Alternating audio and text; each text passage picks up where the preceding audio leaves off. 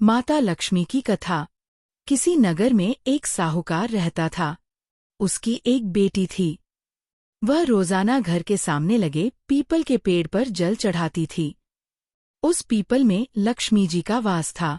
एक दिन उसी पीपल के पेड़ से लक्ष्मी जी प्रकट हो गई और साहूकार की बेटी से बोली, मैं तुझसे बहुत प्रसन्न हूँ, इसलिए तुझे सहेली बनाना चाहती हूँ। साहूकार की बेटी बोली, क्षमा कीजिए, मैं अपने माता पिता से पूछकर ही बताऊंगी। उसने घर आकर अपने माता पिता से सारी बातें कहीं और उनकी आज्ञा से लक्ष्मी जी का प्रस्ताव स्वीकार कर लिया। इस तरह वे दोनों सहेलियां बन गई।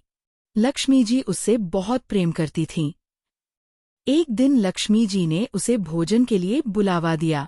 जब साहूकार की बेटी भोजन करने के लिए पहुंची तो लक्ष्मी जी ने उसे सोने चांदी के बर्तनों में खाना खिलाया, सोने की चौकी पर बिठाया और उसे बहुत कीमती रेशमी कपड़े ओढ़ने पहनने के लिए दिए।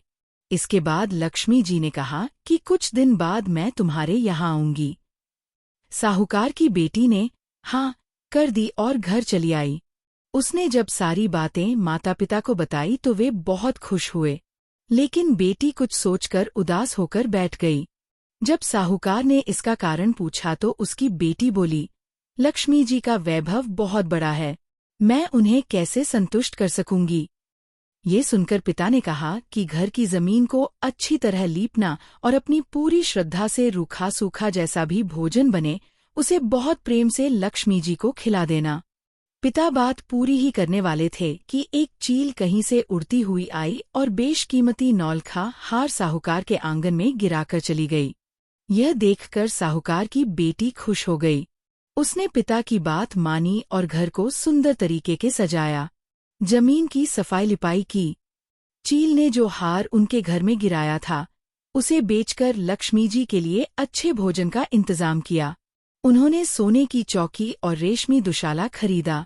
जब लक्ष्मी जी घर आई तो साहूकार की बेटी ने उन्हें सोने की चौकी पर बैठने को कहा। इस पर लक्ष्मी जी ने कहा, इस पर तो राजा रानी बैठते हैं। इतना कहकर वह साफ जमीन पर ही आसन बिछाकर बैठ गई और बहुत प्रेम से भोजन किया। वह साहूकार के परिवार के आदर सत्कार से बहुत खुश हुई और उनका घर सुख संपत्ति से भर गई। हे लक्ष्मी माता, जिस तरह आपने साहूकार के परिवार पर अपनी कृपा बरसाई, उसी तरह सबके घरों को सुख संपत्ति से भर देना।